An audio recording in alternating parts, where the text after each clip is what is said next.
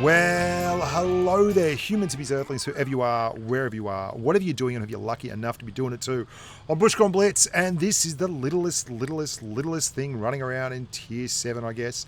This is the SP1C.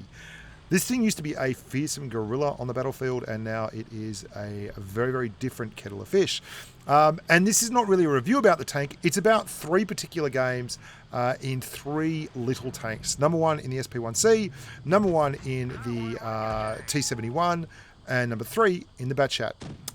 Now, the reason I'm playing the 1C and the 71 is sometimes I jump on the American forums and check things out, just do a search. And these are two tanks that I've seen people say, Bushka kind of said this tank was good and it sucks, particularly the 71. And I generally think that anything with a gun that has good mobility and light tank camouflage can be used to manufacture a big game. And that's what I'm trying to do here. I'm running the SP1C and the T71. Now, this game is the first one. It's probably the least exciting of all of them. But it is a pretty fun game for all that. And the SP1C is very different to how it was at the start. Back when it was a big dog, it had a double clip that was a 2-second reload. So you could go 250, 250, bugger off, and hide. And now there's a massive reload between the shells. I think it's like 3.5 seconds and 11.64 seconds or something reload on the clip. So I just run it with the single shotgun. 6.6 seconds. It's far more reliable and you're far more likely to get the job done.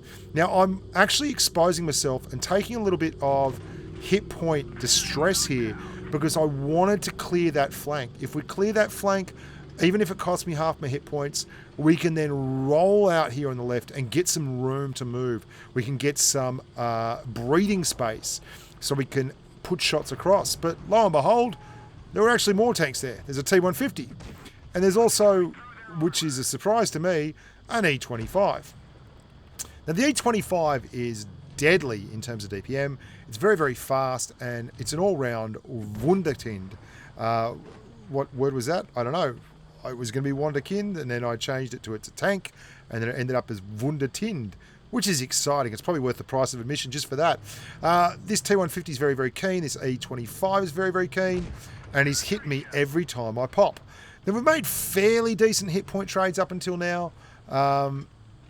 We've definitely done more than 1,000 damage, and we've still got 186 hit points left, but we've really had to rein our head in now. You just can't muck around too much with an E25. Here he comes. He's finally put on the big boy pants, and he's going to come screaming in, long socks and all, and have a crack at the title. And I'm going to use the fact that he doesn't have a turret and just drive around like a lunatic. Yeah, pretty much. That's how we're going to do it. The SP1C is still very, very viable as a tank at this tier. I had a bunch of games in it, and they all rolled out and did somewhere in the vicinity of 2K. This one was special because I just did more damage.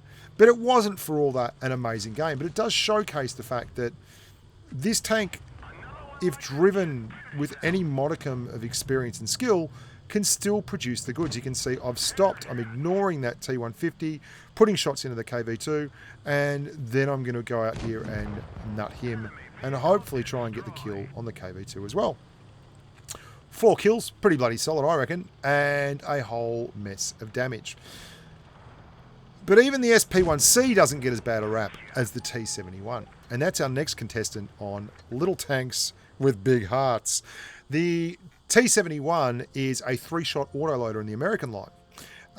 And it doesn't have much armor. Doesn't have any armor, in fact. It's got reasonable acceleration and mobility and light tank camo and a clip. And pretty much a clip is all you need to do well. I find it to be an exceptionally fun tank. And I can't help that. I can't help that other people don't like it. But you've got 2 seconds reload between the shells. And for me, that's really cool. And 160 alpha. Now, what does that mean? It means that you can fire 3 shots off in 4 seconds. And that means you can get out 480 damage in 4 seconds. Manu agrees with me. Manu, the Wonder Dog, thinks it's a fantastic idea. Now there's a T6 Dracula. Now T6 Draculas are the bane of light tanks like this existence.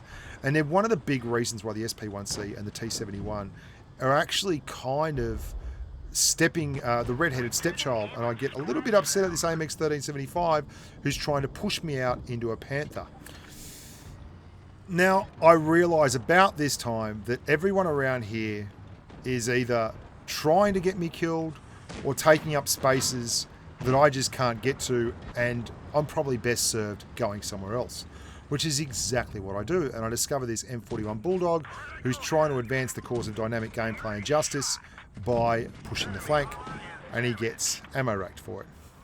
Well, the Kuro Moro Mini. Kuro Moro Mini, or whatever the hell it's called. That seems rather unfair, but there you go. You know, all's fair in love and war. We're pushing around now into the AMX. The guy that I'm really worried about is the Dracula. If the Dracula gets down into a light tank like me, the 12T, the 1375, the Bulldog or anything, it takes like a massive weight and shoves it against you and takes half your hit points in ramming damage. It's absolutely abysmal. So anytime I get to shoot a Dracula, that's going to be my prime target. Much like at tier 10, everyone shoots the 183. At tier 7, everyone's going to shoot the Drac. No excuses will be accepted. Now the Drac and that 13 and that 12T are pushing down now, and I'm going to have to go around there and try and put some shots into him, because really we want to make sure that we put damage into him at every single opportunity. We missed that one, but we have 2 shells ready to go, and we're clicking on back, and he's the man we've got to clear. Not the least reason that you have to clear the Dracula is because he's bloody quick. Like, he'll chase you down and he'll smack you. And you just can't afford that. You've only got 1,000 hit points. But we can't catch up with the Drac, so we've got to come over and clear. And it's 2 on 4 now, which is pretty tough. We are backing up. We don't have a lot of choice. We try and clear that Panther, and we get him in the flat part of his mantlet, which is perfect, the front of the turret. And then we're on a reload. There's the Drac again. He's going to try and ram me. We back out, and then we are absolutely down and into you, buddy. You are going to get the entire clip, 100%. And another one. Enjoy it. Thank you very, very much. It's 2 on 2, but my mate in the Kuro is about to go bye-bye, which leaves us in a really tough spot. We bounce a shot off the Tiger, and then we are like, absolutely 100%, we are not hanging around there. And we're out of there. So, 2 on 1. I have 3.5 minutes left in the T71. And we've actually done a fair bit of damage. We've been pretty good at conserving our hit points. And we're in a position here where we can stretch them. Now, ideally, in this situation, you want someone to go into cap. That sounds counterintuitive because that will count you down.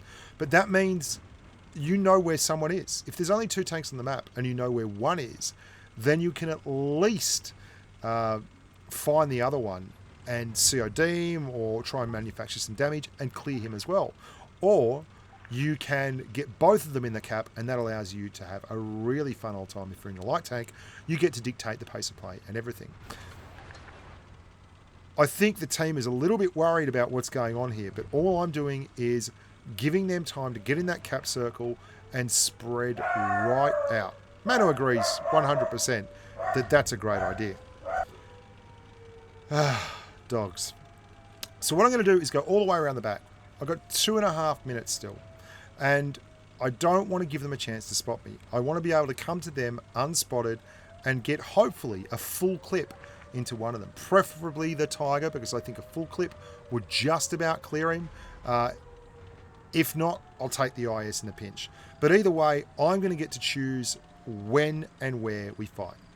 And I've come all the way back to where I last saw them, or where I first engaged them. And there's the Tiger. He's at 500. So a good clip will actually clear him. So there's 1, there's 2. We'd have to roll high on the 3rd, but we take a chance because it's worth it. Take a hit. And then we're going to reset our camo. Now what we've done here, I know that there is 2 in the cap because I've reset the Tiger, but the cap is still going. So I've reset my camo, and then I'm going to bust down here as quickly as possible. I've got 2 here. I want to hit the Tiger once. That'll kill him. or at least twice if I have to, and then I'm going to try and use my mobility to COD that IS. Now, I had to do it really, really quickly. Why did I have to do it really, really quickly? Because if I had to let them wait, they might have started thinking, well, he's coming from another direction. As it was, I took so short an amount of time to get here that they were still looking up to where I'd last been spotted. And that is that, as they say in the classics. Because now I'm able to use the wonderful mobility of the T71 and its a lovely dose of alpha, i.e. 3 times 160, to absolutely finish off this poor old IS. He just can't get around in time, and there's nothing he can do about this. This was written in the stars as soon as that Tiger 1 died. And that is the mastery in the T71. Now, a lot of people write this tank off. Not me. I've always thought it was pretty good. 4,024 damage, pretty bloody handy for a little T71. 1,364 base XP, and a pretty solid carry there for a tank that is maligned as underpowered and hopeless. I really firmly believe that light tanks, if played right, can be contributors in any team at any time. Simply put, they have a skill set that allows them to do things other tanks can't. And that means you can really go to town in situations where you need that flexibility and speed. Now, speaking of light tanks, let's go straight up to the top of the class. This is the Batchat 25T. Now, we all know this is the Batchat, and it is flat out and lovely. And this is a really, really fun game in the Batchat. With an AMX 50B who plays out of his skin, has a wonderful game. And I checked his numbers, he's got like 2k average damage. So he's a very, very good player and was really not out of line for him. But it was great to find someone like that to partner with in a game that is going to go straight down to the wire, or right down to the wire anyway. Now, you'll see me here. They've got 2 mediums. I'm going to push through and get this tree out of the way. Now, that might tell them I'm here, but who cares? Like, they'll either know I'm here or they're not. I'm going to be on the right or the left. I fire. I'm unspotted. You don't need to ask me twice. I'll put another couple in there just for the sake of it. There's the pattern. See if we can't sneak one into him, and we can. That's a very, very cheeky move. And we made him blow a kit. And now we're going. Because we don't muck around here. If no one else is spotted, I don't know what the pattern's doing. I want to get past him.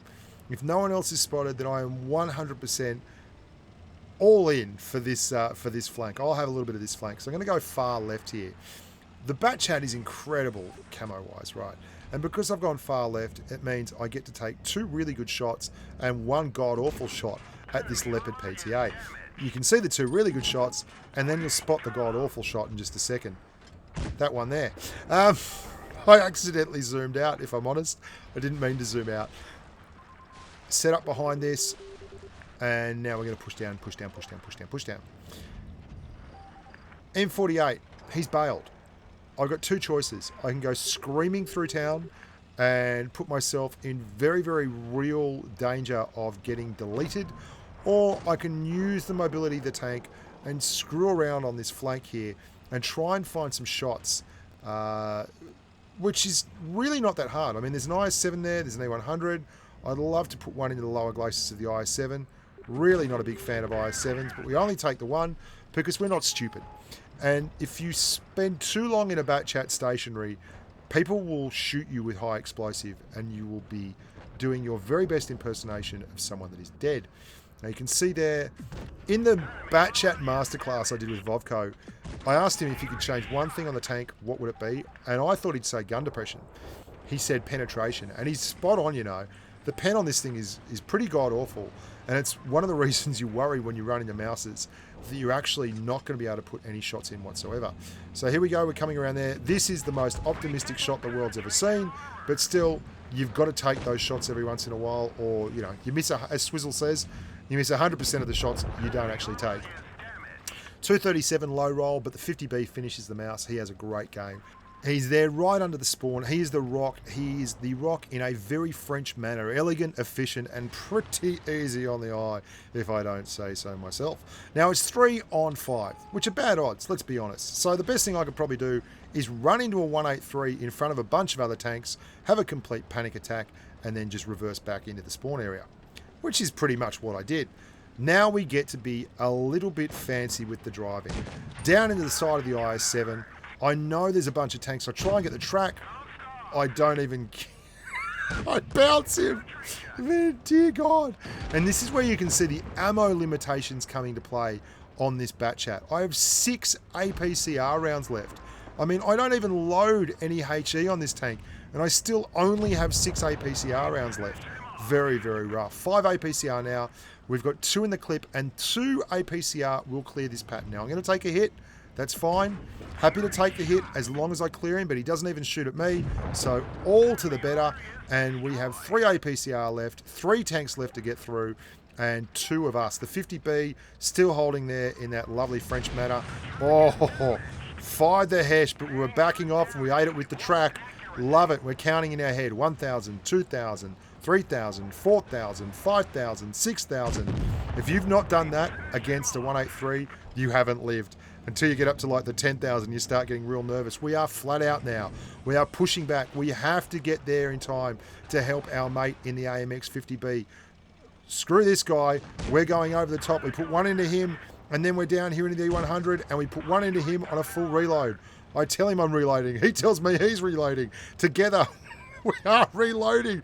He's like, please, God, let me just get out of this. I am desperate for this shot. Come on, reload. Oh my God, what a clip, what a clip, what a clip. Get back, buddy, get back. He gets taken out. There's 1. I'm on a full reload again, and I don't have anything but heat left to fire, which is a worry. And you're going to see this AMX 50B goes and does just a fantastic job. Look at me angling up here behind the E100. This is exactly like Vovko's last game in the Batchat. Watch this. He catches it. He catches it on the end of his tank. Caught it on the lightsaber, on the gun. Massive game there from my mate Domestic FTW in the AMX 50B. Really good game for me in the Batchat. 4,902 damage. Mastery badge. 5 kills. Minus 11,000 credits. I mean, could we please just get like an extra 12 shells, 10 shells in the Batchat? Like the T54 and the 62A running around with 60 shells each. Like, would it be so rough to give the Batchat 30, 40? Anyway, I digress. Thanks very much for watching that, guys. I really enjoyed doing little tanks with big tickers. I hope you like that, and make sure to subscribe. Follow me on Twitter at Bushka on Blitz.